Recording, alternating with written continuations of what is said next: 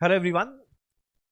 जिनका exam CA inter नवंबर 22 में है या सीएमए इंटर दिसंबर 22 में है, तो उनका ना अभी इस पॉइंट ऑफ टाइम में जो क्लासेस करना था, फेस टू फेस क्लासेस करना या जो वीडियो लेक्चर्स देखना था, वो काफी हद तक हो गया होगा या ऑलमोस्ट होने वाला होगा। तो देखो, हमारे ओरल प्रिपरेशन का ये पहला स्टेज था जो आप लोगों ने अच्छे से किया। पर अगला क्वेश्चन उठता है कि हम लोग एक बार वीडियो लेक्चर्स देख ले या फेस टू फेस क्लासेस कर ले, क्या वो करने से हमारा काम आधा हो गया? बिल्कुल नहीं। अभी तो मेन हम लोग का प्रिपरेशन वाला पार्ट स्टार्ट होगा। अब जो नेक्स्ट आपका 3 मंथ्स या 3.5 मंथ बचा हुआ है, ये थ्री एंड हाफ मंथ्स को कैसे यूज किया जाए, रिविजन का स्ट्रैटेजी क्या होना चाहिए, हम लोग किस तरीके से प्रिपेयर करना है, स्पेशली प्रैक्टिकल सब्जेक्ट में क्या हम लोग हर एक क्वेश्चन वापस लिख कर करें या खाली की कैलकुलेशन करें, फॉर्मेट बनाए या ना बनाए, कहां से रिवाइज करें, एग्जाम के एक दिन पहले हम लोग को कितना रिवाइज करना है, एग्जाम का 3 आर को कैसे अप्रोच करना है, वो 15 मिनट का रीडिंग टाइम में क्या करना है। ये बहुत सारे सवाल आपके माइंड में आ रहे होंगे। तो ये वीडियो में हम लोग हर एक क्वेश्चन को डिस्कस करने का कोशिश करेंगे कि अब जो नेक्स्ट 3.5 मंथ्स है, इसमें हमारा स्ट्रैटेजी क्या होना चाहिए। तो देखो, ये पूरे डिस्कशन को ना हम लोग ब्रेक करते हैं 5 पार्ट में। तुम लोग यहाँ 5 पार्ट क्या रहेगा? पहला पार्ट, देखो हम लोग को 5 माइलस्टोन अचीव करना है अपने एग्जाम तक। वो 5 माइलस्टोन क्या रहेगा हमारा? पहला, सबसे पहले रहेगा हमारा फर्स्ट डिवीजन, जो बड़ा इंपॉर्टेंट है। देखो, इस पॉइंट ऑफ टाइम में तुम लोग पढ़ते गया, काफी सारा ट्यूशन साथ में चला, तो चलो जिस समय जो ट्यूशन चलता है उस समय वो समझ में आ रहा है। पर ऑब्वियस सा बात है, अगर आप दिन में 3 से 4 क्लास कर रहे हैं, यानी एक वीक में लेट्स से 20-22 क्लास हो गया, एक महीना में अराउंड 80 क्लास हो गया, तो ये प्रैक्टिकली इम्पॉसिबल है कि पुराना जो चीज ये रहे, जो आप लोग ने पढ़ा है वो आप लोग को याद रहे। तब इस सिनेरियो में हम लोग को जो रिवीजन रहेगा ना, फर्स्ट रिवीजन, उसमें किस तरीके से अप्रोच करना है। ऑब्वियसली इसमें थोड़ा रिलेटिवली ज्यादा टाइम लगेगा एज कंपेयर टू जो आप लोग सेकेंड रिवीजन करेंगे। अब एक बार हमारा 2 सेट ऑफ रिवीजन होता है, इसके बाद मॉक टेस्ट देना सुपर इंपॉर्टेंट है। तो तीसरा हम लोग बात करेंगे कि आप लोगों को जो मॉक टेस्ट देना है वो कहां कहां से देना है। इसके बाद just a day before exam, जिस दिन आपका एग्जाम है उसके जस्ट एक दिन पहले जो आपको टाइम मिलता है, उसमें आपका अप्रोच क्या रहना चाहिए। और सबसे इंपॉर्टेंट, वो एग्जाम का 3 आवर, वो crucial 3 hour of exam time, उसमें आपका स्ट्रैटेजी क्या होना चाहिए। एक काम करते हैं, स्टेप बाय स्टेप हम लोग डिस्कस करते हैं। पहला बात डिस्कस करते हैं हम लोग, जो हमारा फर्स्ट रिवीजन है, आज जो हम लोग पहला रिवीजन करेंगे उसका स्ट्रैटेजी क्या रहेगा। तो देखो, फर्स्ट रिवीजन में क्या क्या बात को आपको ध्यान देना है। कुल मिलाकर 5 इंपॉर्टेंट बात। देखो, जो पहला रिवीजन है ना, जब ये करने बैठो तो सबसे पहला बात, अपना माइंडसेट बनाना। ये मत सोच के चलना कि तुम लोगों को सब याद है। कारण कि अगर बाई चांस तुम लोग ये सोच के चला तुम लोगों को सब याद है, और जब रिवाइज करने बैठा और बाई चांस कोई भी अगर एक चीज तुम लोग भूल गया, तो कॉन्फिडेंस ना बुरी तरह गिरेगा। तो पहला बात, जब हम लोग ये फॉलो करते थे, आज जिस समय कोई रिवीजन करना स्टार्ट किए, तो मेरा पहला माइंडसेट था कि यार मेरे को तो कुछ याद ही नहीं होगा। इतना टाइम हो गया पढ़े हुए, मेरे को तो कुछ याद ही नहीं होगा। इस माइंडसेट के साथ हम रिवीजन करना स्टार्ट करता था। और उसके बाद जब रिवाइज करना शुरू करता था, तो पहले देखो, जैसे ही सोची यार कुछ याद नहीं होगा, तो अपने आप से एक्सपेक्टेशन गिरा दिया। और उसके बाद जैसे जैसे हम रिवाइज करना शुरू किया, अगर बाई चांस मेरे को थोड़ा थोड़ा भी याद आ रहा है ना, तो पता है ये मेरे कॉन्फिडेंस को बूस्ट करेगा। कारण क्या है, हम तो सोचे मेरे को कुछ नहीं आना चाहिए, पर अगर स्टिल थोड़ा बहुत मेरे को ध्यान आ रहा है, ये मेरे कॉन्फिडेंस को बूस्ट करेगा। क्योंकि देखो, चीज ऐसा है ना, जितना तुम लोग को याद है वो उतना ही याद है अभी। अब दो ऑप्शन था, इधर तुम सोच के चले गए हमको सब याद होना चाहिए था, या अगला ऑप्शन है ये सोच के चले हमको कुछ याद नहीं होना चाहिए था। तो सोच जो भी रहे, जो याद है वो तो वही है। तो बेटर है ना, एक बार एक्सपेक्टेशन कम करो, और उसके बाद अगर हम लोग रियलाइज करते हैं कि हम लोग को यार बहुत कुछ याद था, तो इस केस में ना ये हम लोग को एक बड़ा कॉन्फिडेंस बूस्टर देगा। पर वही, यार हम सोचे यार हमको सब याद होना चाहिए, पर पता चला कि मेरे को याद है पर उतना नहीं जितना मेरा सोचा हुआ था, ये मेरे कॉन्फिडेंस को गिरा देगा। तो अब जो अगला 3.5 मंथ्स है, ये पूरा गेम है कॉन्फिडेंस को पाने का। तो पहला बात, एकदम एक्सपेक्टेशन खत्म करना। जब रिवाइज करना स्टार्ट करो तो ये सोच के चलना मेरे को कुछ याद नहीं है। सोचना, ये थोड़ी बोला सोचने से तुम सही में भूल गया, सोच के चलना याद नहीं है। पर अगर बाई चांस रिवाइज करते हुए याद आया, तो ये आप लोग के लिए गुड पॉजिटिव साइन रहेगा। अब देखो, मेरा पहला बात, आज जो फर्स्ट रिवीजन करेंगे तो मेरे को सबसे पहले क्या करना है, सबसे इंपॉर्टेंट पार्ट, जो भी जैसे मान लो एग्जांपल दे रहे हैं कॉस्ट एफएम में, कोई एक चैप्टर आप लिया, जैसे ही वो चैप्टर लिया सबसे पहले उसके सारे के सारे कंसेप्ट को पढ़ा। लेट्स एग्जांपल दे रहे हैं, मटेरियल लिया, चैप्टर मटेरियल। मटेरियल लिया, या मान लो लेट्स से फाइनेंशियल मैनेजमेंट के अंदर में तुम लोग ले रहे हैं चैप्टर लेवरेज। तो पहले ना पूरे के पूरे जो हम लोग क्लास नोट्स में जो कंसेप्ट लिखते थे, जो फॉर्मूला लिखते थे, या जो भी कंसेप्ट रिलेटेड बात था, वो पूरे के पूरे चैप्टर को एक बार में फटाफट गो थ्रू किए। यानी मेरा पहला बात, कंसेप्चुअल रिवीजन सुपर इंपॉर्टेंट है। क्वेश्चन उठते ही आप लोग करेंगे कहां से? पहला, इधर जो क्लास में नोट लिखा हुआ है वहां से करेंगे, या फिर मेरा यूट्यूब में रिवीजन वीडियोस डाला हुआ है, और हम लोग एक और set of revision videos conduct करेंगे, जिसके बारे में आपको बताता हूं 5 मिनट बाद।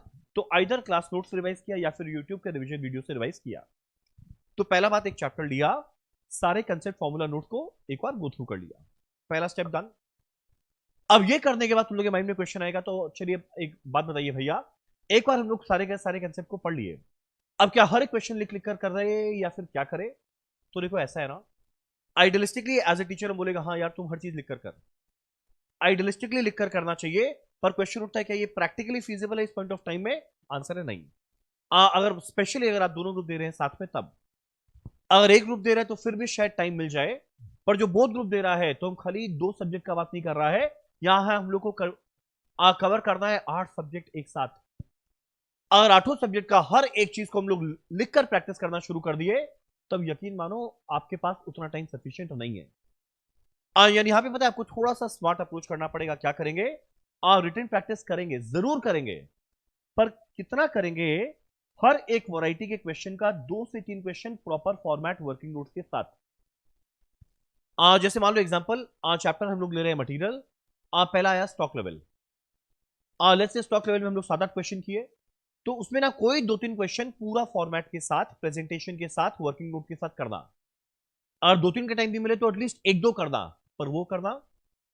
अगला जैसे हमारा मान लो टॉपिक था ईओक्यू, अब ईओक्यू का कोई 1-2 क्वेश्चन प्रॉपर फॉर्मेट प्रेजेंटेशन के साथ। अगला मान लो हमारा टॉपिक था इवैल्यूएशन ऑफ ऑल्टरनेटिव्स, कोई 1-2 क्वेश्चन पूरे फॉर्मेट के साथ। अगला था हमारा मान लो स्टोर लेजर, एक क्वेश्चन फॉर्मेट के साथ, यानी एक क्वेश्चन फॉर्मेट के साथ कर लेना चाहिए। तुम लोग बोलेगा बाकी सारे क्वेश्चन को क्या पूरा छोड़ दे? बिल्कुल नहीं। जो बाकी हमारा क्वेश्चन रहेगा सिमिलर टाइप का, उसका हम लोग क्या करेंगे? खाली कैलकुलेशन करेंगे। Let's say for an example EOQ का एक क्वेश्चन आया। अब ईओक्यू का जब क्वेश्चन आ रहा है तो मेरे को आइडेंटिफाई करना है ए क्या है, ओ क्या है, सी क्या है। क्वेश्चन पढ़ के वो आइडेंटिफाई कर, कैलकुलेटर लो अपने हाथों में, फटाफट कैलकुलेशन करो, और कैलकुलेशन करने के बाद बस खाली आंसर को मैच करो कि वही आंसर आया है ना। अब इधर आपका आंसर मैच कर जाएगा, या अगर मान लो कहीं मिस्टेक हुआ तो इस पॉइंट ऑफ टाइम में संग संग में हाईलाइट करो, हमारे नोटबुक में, हमारे बुक में हाईलाइट करो कि मिस्टेक कहां हुआ था। जैसे हम एग्जांपल देते हैं एक और, जैसे एग्जांपल मान लो कॉन्ट्रैक्ट कॉस्टिंग। अब कॉन्ट्रैक्ट कॉस्टिंग में मेरे को बनाना है कॉन्ट्रैक्ट अकाउंट। अब एक ऑप्शन क्या है, हम कॉन्ट्रैक्ट अकाउंट बनाए, इन द बुक्स ऑफ कॉन्ट्रैक्टर हम पहले लिखे, contract account for year ending सब लिखे, डेबिट क्रेडिट लिखे, पर्टिकुलर रुपीज लिखे, और उसका जैसे मान लो एग्जांपल है पहला मटेरियल इशूड, अब लिखेंगे टू मटेरियल इशूड, अमाउंट लिखा। अगला wages paid, to wages paid. अगला मान लो डेप्रिसिएशन, टू डेप्रिसिएशन। अब पता है इससे एक फॉर्मेट के साथ बन तो गया, पर एक बात बताओ, ये जो in the books of contract account, particulars, debit credit, amount rupees, ये सब कुछ करना, और to material, to wages, to depreciation, यकीन मानो ये आपका वैल्यू एडिशन नहीं है। ये तो तुम लोग एनीवेज कर लेता, मेन यहां पर तुम लोगों को चेक करना है अरिथमेटिकल एक्यूरेसी है या नहीं, कंसेप्चुअल क्लैरिटी है या नहीं। तो अगर मैं आपकी जगह होता, हम जरूर बनाते कॉन्ट्रैक्ट अकाउंट टी फॉर्म में। मटेरियल का वैल्यू क्या है, हम सीधा बस लिख दिया 30,000। वेजेस का वैल्यू क्या, हम सीधा लिख दिया 15,000, 5,000, बस खाली जैसे ये सब लिखता है, तो जो तुम लोग इतना सारा जो मेकअप किया था करने का, ये सारा का टाइम वेस्ट जो कर रहा था, वो तो बच जाएगा। यानी तुम लोग का क्या होगा ना, डबल स्पीड के अंदर में हमारा रिवीजन होना स्टार्ट होगा। अगला एग्जांपल लो, चैप्टर का लेट्स से नाम है ऑपरेटिंग कॉस्टिंग। याद करो जहां पे बस का या लॉरी का क्वेश्चन करते थे, हम लोग लिखते थे पहला ड्राइवर सैलरी, पहले लिखे अमाउंट कितना, क्लीनर सैलरी अमाउंट कितना, डेप्रिसिएशन अमाउंट कितना, रिपेयर मेंटेनेंस अमाउंट कितना। तो क्वेश्चन उठता है ये सब लिखकर तुम लोगों का क्या कोई वैल्यू एडिशन हुआ? बिल्कुल नहीं हुआ। वो तो एनीवेज क्वेश्चन में वर्ड यूज किया हुआ है, मेन हमारा वैल्यू एडिशन क्या है, कैलकुलेशन हो रहा है या नहीं। सो बेटर है अगर जब तुम लोग रिवाइज करो, खाली कैलकुलेशन जो है, यानी इस पोर्शन को मत लिखो, खाली ये जो पोर्शन है ये नंबर्स फटाफट रफ में लिख, और देख तुम्हारा फेयर से मैच हुआ या नहीं। तो देखो जैसे ही इतना जो तुम लोग कहानी करता था करना बंद करेगा, टाइम सेव होगा ना। रिवीजन का स्पीड थोड़ा बढ़ जाएगा। हम ये नहीं बोल रहे हर एक क्वेश्चन को ऐसे करो, एक क्वेश्चन पूरे फॉर्मेट के साथ, प्रेजेंटेशन के साथ, बाकी सारा में खाली नंबर्स कैलकुलेट करना। तो ये था हमारा जो रफ कैलकुलेशन करना है जो प्रैक्टिकल क्वेश्चन का। तो पहले हम लोग कंसेप्चुअल क्लैरिटी लिए, अगला हम लोग रिटन प्रैक्टिस किए 1 से 2 क्वेश्चन का, और बाकी जो सिमिलर टाइप का क्वेश्चन है इसके अंदर में हम लोग क्या कर रहे हैं, ओनली कैलकुलेशन कर रहे हैं, और जहां मिस्टेक हुआ उसको साथ साथ में हाईलाइट कर रहे हैं। तुम बोलेगा नेक्स्ट बताइए क्या करना है। अब देखो हमारे बुक को अगर तुम लोग देखेगा तो बुक के अंदर में 2 सेगमेंट चलता था, एक जहां पे नॉर्मल क्वेश्चन चल रहा था, अगला जहां पे ना कुछ एडिशनल क्वेश्चन फॉर प्रैक्टिस था। एडिशनल क्वेश्चन फॉर प्रैक्टिस के अंदर में क्वेश्चन के साथ में सोल्यूशन भी रहता था। स्टिल हम लोग हर एक क्वेश्चन को क्लास में किए थे, हर एक क्वेश्चन को किए थे, इवन दो सोल्यूशन हो या ना हो। अब जो एडिशनल क्वेश्चन वाला पार्ट है ना, जनरली लोग उसको स्किप कर देते हैं, पर वो बिल्कुल स्किप मत करना। जो एडिशनल वाला है वो सुपर इंपॉर्टेंट है एग्जाम के लिए। यानी जो नॉर्मल किए वो तो किए हैं, इसके अलावा एडिशनल क्वेश्चन को स्किप मत करना। जो एडिशनल क्वेश्चंस है वो भी सुपर इंपॉर्टेंट एग्जाम के लिए। तो आप लोग को हर एक क्वेश्चन जो हमारे बुक में रहेगा, हर एक क्वेश्चन को आप लोग को कवर करते हुए चलना है, हर एक क्वेश्चन को आपको कवर करते हुए चलना है, ठीक। अब पहला रिवीजन का मेन टेक अवेज क्या रहेगा, यानी इसका मेन उद्देश्य क्या रहेगा, मेन इससे आप क्या सीख कर जा रहे हैं जो अगले रिवीजन में काम आएगा। 2 चीज, पहला जो जो मिस्टेक्स था उसको आप आइडेंटिफाई किए हाईलाइट करके, और अगला जितना भी की पॉइंट्स है ना उसको आप याद किए। यानी ताकि जो आप सेकेंड टाइम रिवीजन करो तो क्या करेंगे, सबसे पहला बात कंसेप्ट फॉर्मूला नोट देखा, अगला जो जो हाईलाइटेड पोर्शन है वो देखा। अब जैसे ही सेकेंड डिवीजन में जाएगा, यकीन मानो टाइम पहले डिवीजन के कंपैरिजन में उसका 30% हो जाएगा। फर्स्ट डिवीजन में टाइम लगेगा, कारण क्या, आप बहुत बहुत टाइम बाद आपको एक सब्जेक्ट को टच कर रहे हैं, पर अभी जस्ट पढ़ना हुआ, सेकेंड डिवीजन लेट से 1.5 मंथ वापस से आएगा, तो उसके अंदर में आपका टाइम डेफिनेटली काफी कम लगेगा। अब देखते हैं सेकेंड डिवीजन को हम लोग को किस तरीके से अप्रोच करना है। देखो सेकेंड डिवीजन के अंदर में क्या करना है, वापस से सबसे इंपॉर्टेंट बात कंसेप्चुअल डिवीजन, वो तो सबसे इंपॉर्टेंट है। जैसा कि हम लोग पहला रिवीजन में भी करते थे, आइदर क्लास नोट से काम हो जाएगा, या लेट्स से अगर आप कोई पोर्शन भूल गए तो यूट्यूब वीडियो का हम लोग का जो ऑलरेडी रिवीजन बनाया हुआ है, या एक और जो कंडक्ट करेंगे उससे आपका काम हो जाएगा। सेकेंड बात प्रैक्टिस, अब क्या क्या क्वेश्चन को करना है, इस बार एक भी क्वेश्चन फॉर्मेट के साथ मत करना। पहला रिवीजन में आप लोग ऑलरेडी कर चुके हैं, सेकेंड डिवीजन में आपको क्या करना है, जो पहला रिवीजन में क्वेश्चन को आइडेंटिफाई किए थे अच्छा है, एक तो उसको देखना है, और इसके अलावा list of other important question हम लोग भी ना question to be seen a day before exam prepare करके देते हैं। इसका ये मतलब नहीं कि एग्जाम में क्वेश्चन आने वाला है, इसका ये मतलब है कि अगर वो क्वेश्चन कर लो, लेट्स से होता है ना कि मान लो एक टॉपिक का 5 क्वेश्चन है, तो 5 में से एक क्वेश्चन ऐसा रहेगा जो जिसके अंदर में हर एक छोटा छोटा पॉइंट कवर रहेगा, तो अगर एक वो क्वेश्चन कर लो ना तो बाकी 4 को करने का जरूरत नहीं पड़ता। तो सेकेंड डिवीजन में आपको बस खाली वो सिलेक्टेड क्वेश्चंस को प्रैक्टिस करना है। आज जो सिलेक्टेड क्वेश्चंस ऑफ प्रैक्टिस है वो कब मिलेगा, वो बहुत ही जल्द आपको कमिंग वीक के अंदर में हम प्रोवाइड कर देगा फॉर नवंबर दिसंबर 22 टर्म। तो पहला रिवीजन 1 में जो तुम लोग मिस्टेक आइडेंटिफाई किया उसको रिवाइज करेगा, अगला जो सिलेक्टेड क्वेश्चन का लिस्ट है आप उसको रिवाइज करेंगे, तीसरा एडिशनल क्वेश्चन जैसा कि हम पहले ही बताया था इसको स्किप नहीं करना है, तो एनीवेज हम लोग इसको स्किप नहीं करेंगे।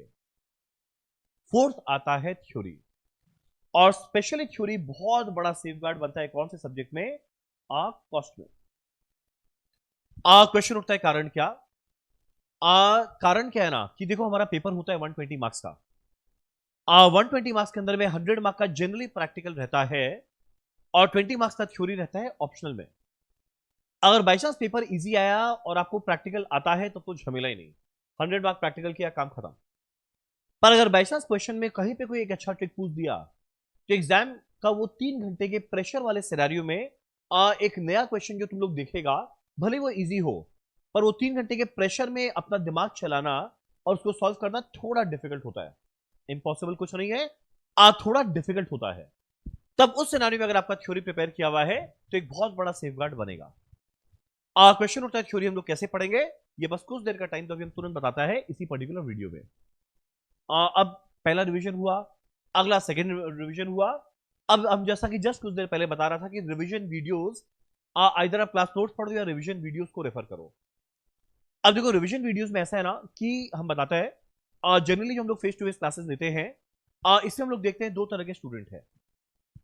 दोनों तरह के स्टूडेंट का अलग अलग अप्रोच रहता है और हम दोनों के व्यू पॉइंट से बताएगा क्या है।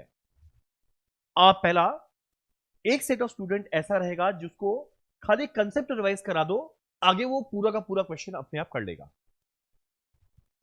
वैसे लोग के लिए हम लोग क्या करेंगे, अब ढंग से सुनना, ऐसे लोग के लिए हम लोग क्या करेंगे, कंसेप्चुअल रिवीजन पूरा का पूरा कराएंगे। लेट्स से चैप्टर लिए कॉशीट, तो उसमें जितना भी कंसेप्ट है हर एक कंसेप्ट को वापस से हम दोहराएगा, वापस से रिपीट करेगा, सारे की पॉइंट्स को बताएगा, सारे फॉर्मूला को बताएगा, और कोई अच्छा अच्छा क्वेश्चन का कोई इंपॉर्टेंट ट्रिक होता है ना, उसको भी हम उस रिवीजन वीडियो के साथ कवर करेगा। तो दो तरह का देखो हम लोग अब सेशन कंडक्ट करेंगे। पहला रहेगा रिवीजन वाला पार्ट। रिवीजन वाले पार्ट में हम सारे के सारे कंसेप्ट को दोहराएगा, सारे की पॉइंट को दोहराएगा, सारे फॉर्मूला को बताएगा, और जो अच्छे क्वेश्चन में एक अच्छा ट्रिकी पॉइंट हो सकता है उसको बताएगा। तो जो उनको लगता है कि भाई ये करने से बाकी क्वेश्चन के लिए आप हम लोग को छोड़ दो, अपने आप करेंगे, तो अब बस इतना पोर्शन करके फिर जो हमारे बुक का क्वेश्चन आप करना स्टार्ट कर सकते हैं। पहला बात। पर कुछ लोग बोलते नहीं, आप हम लोग को ना साथ साथ में थोड़ा प्रैक्टिस क्वेश्चन भी आप ही करवा दो। तो देखो दो, पहला एक सेट ऑफ वीडियो में हम लोग का चलता रहेगा कंसेप्चुअल रिवीजन वाला पार्ट, जहां पे अच्छा अच्छा ट्रिकी पॉइंट को हम लोग कवर करेंगे, और दूसरा सेट ऐसा रहेगा जहां पे कुछ लोग बोलते हैं आप हम लोग को साथ में प्रैक्टिस भी करवाओ, तो उनके लिए हम लोग प्रैक्टिस सेशन कंडक्ट करेंगे, जहां पे ना बहुत डिटेल्ड कंसेप्चुअल रिवीजन वापस से नहीं बताएगा, वहां पर हम बताएगा देखो कि सारे के सारे की पॉइंट एंड फॉर्मूला, और उसके बाद ऑब्वियस होता है हर एक क्वेश्चन तो वापस करवा पाना प्रैक्टिकली इंपॉसिबल है, उसी के लिए तो हम लोग 80 क्लासेस बिताए थे। तो यहां पर हम लोग क्या करेंगे, कुछ फ्यू सिलेक्टेड क्वेश्चंस करेंगे जो आपको साथ साथ में प्रैक्टिस करवाया जाएगा। सो आप लोग का जैसा इच्छा आप लोग वो वाला चीज कंडक्ट कर अटेंड कर सकते हैं। तुम लोग लेगा सर ये होगा कब से, ये होने वाला है स्टार्ट हमारा कमिंग वीक में। उसका डेट क्या रहेगा मैं आपको कम्युनिकेट कर दूंगा 2 से 3 दिनों के अंदर में। ये कौन से मोड में रहेगा, अगर आप चाहो तो फेस टू फेस कर सकते हो या चाहो तो लाइव ऑनलाइन कर सकते हो। दोनों चलेगा साथ साथ पैरेलली, कंसेप्चुअल वाला पार्ट भी चलेगा। जिनको ये करके आगे क्वेश्चंस अपने आप करना है वो लोग वैसा करें, और कुछ लोग को साथ साथ में प्रैक्टिस करना है वो लोग वैसा करें, जैसा आपका इच्छा। ठीक। अब अगला बात, एक और देखो हम लोग का पहला रिवीजन हुआ, सेकंड रिवीजन हुआ, सब कुछ कंप्लीट किए। अब उसके बाद क्वेश्चन उठता है क्या मॉक टेस्ट देना जरूरी है, मेरे हिसाब से जरूर देना चाहिए। मॉक टेस्ट और आरटीपी जरूर देना चाहिए। क्वेश्चन उठता है कहां से दे, मॉक टेस्ट पेपर आप लोगों को देना चाहिए 2। जो 2 मॉक टेस्ट पेपर है वो हम लोग कंडक्ट करेंगे 100 मार्क का। मेरे हिसाब से वो जरूर देना। इसका कारण क्या है कि देखो एक एक चैप्टर पढ़ पढ़ के एग्जाम देना वो अलग बात है, ऑल्दो जैसा कि आप लोगों को पता है कॉस्ट पे ऑलरेडी हम लोग का 4 टेस्ट कंडक्ट करना हो गया जो चैप्टर वाइज था। एफएम में ऑलरेडी 3 हो गया, इको में भी होगा, तो ऑलरेडी जो लोग सारा टेस्ट दिए उनका अच्छा खासा प्रैक्टिस हुआ है। पर 3-3 चैप्टर का टेस्ट देना अलग बात होता है, 15 चैप्टर जब एक साथ मिलता है उसका एक अलग बात होता है। सो वैसा टेस्ट जरूर देना चाहिए, इससे आपका एक क्विक रिवीजन होगा। अगला तुम लोग ये आइडेंटिफाई कर पाएगा कि 15 चैप्टर को एक साथ पढ़ के तुम लोग कितना माइंड में स्टोर कर पा रहा है और एग्जीक्यूट कर पा रहा है, और सबसे इंपॉर्टेंट बात वो 3 घंटे में ढंग से मॉनिटर करके टाइमली पेपर कंप्लीट हो रहा है या नहीं। तो 2 मॉक टेस्ट हम लोग लेंगे, इसके अलावा आईसीआई भी आप लोग का मॉक टेस्ट कंडक्ट करता है।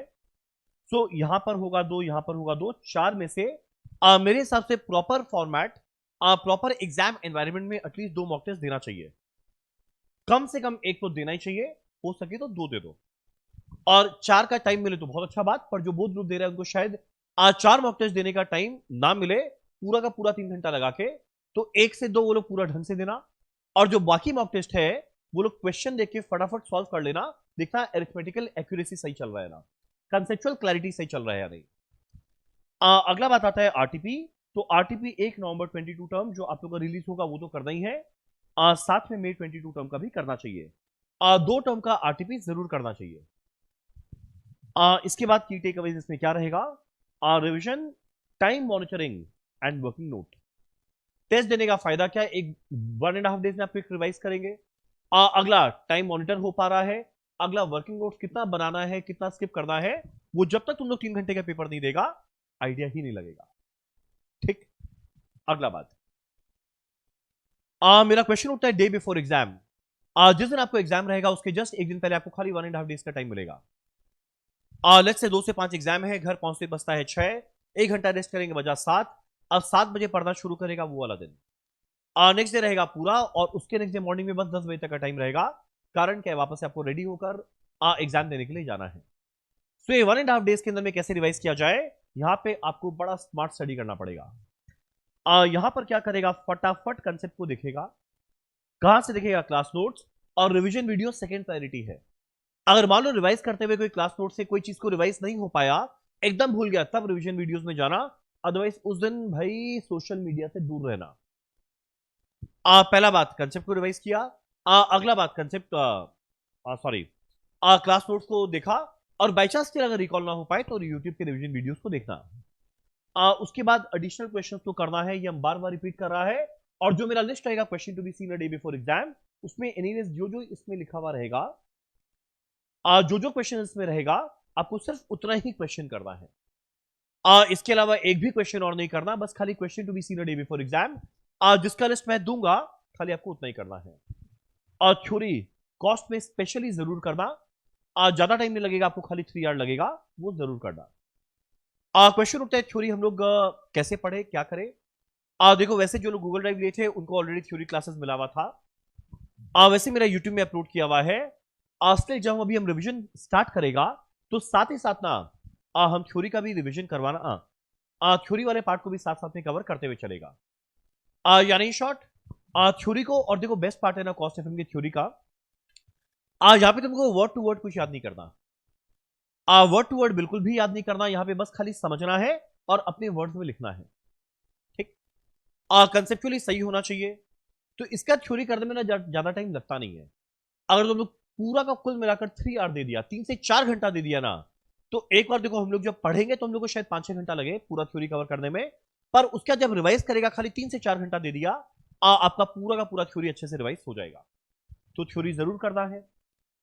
तो एग्जाम के एक दिन पहले आपको क्या करना है, only revision videos, additional questions, question to be seen a day before exam and theory. उस दिन क्या राइटिंग में करेंगे, बिल्कुल नहीं करेंगे, ओनली देखेंगे, कैलकुलेटर पास में रखेंगे, कुछ की कैलकुलेशन करते हुए चलेंगे। और तब तक सिंस 2 रिवीजन हुआ रहेगा, तो आपका ऑलरेडी मार्क किया हुआ है कि क्या क्या चीज को आपको देखना है, क्या चीज रिवाइज नहीं करना, बस खाली उसी में दिमाग लगाना। आखिरी बात, जो सबसे इंपॉर्टेंट बात, 8-9 महीना पढ़े, इतना वीडियो लेक्चर्स किए, 2 बार रिवाइज किए, एग्जाम के एक दिन पहले प्रिपेयर किए, पर इवेंचुअली जाके डिफाइन करेगा सारे के सारे प्रिपरेशन को लास्ट का वो 3 घंटा। तो लास्ट का जो 3 आवर है वो सबसे क्रूशियल 3 आवर होता है। देखो, पहले सीए वालों को रीडिंग टाइम नहीं मिलता, पर सीए वालों को 15 मिनट का रीडिंग टाइम मिलता है। और रीडिंग टाइम में ना एक बेटर असेसमेंट तो आपको आइडिया लग जाएगा कि पेपर इजी है या डिफिकल्ट है या मॉडरेट लेवल का है। अब देखो, अगर इजी पेपर आता है ना तो लोग बड़े खुश हो जाते हैं, और जैसे ही खुशी मिलता है, एग्जाम में इमोशंस का जगह नहीं है। एग्जाम के टाइम में ना आपको खुश होना है ना आपको दुखी होना है, एग्जाम के टाइम में सेंसिबल होना है, दिमाग को ठंडा रखना है। अगर बाई चांस इजी पेपर आता है तो तुम लोग सुपर एक्साइटेड हो जाएगा, और यही सबसे बड़ा प्रॉब्लम है, आपका गलती होने का चांस बढ़ेगा। अगर बाई चांस पेपर इजी आए, हड़बड़ाना नहीं। 3 घंटा अगर इंस्टीट्यूट दिया है, 3 घंटा बिताकर आना। 2 घंटे में कर भी लिए, कौन सा कुछ नोबेल प्राइज मिल जाएगा। 3 घंटा बिताना, एकदम ढंग से आराम से करना, हर एक चीज को डबल चेक करते हुए करना।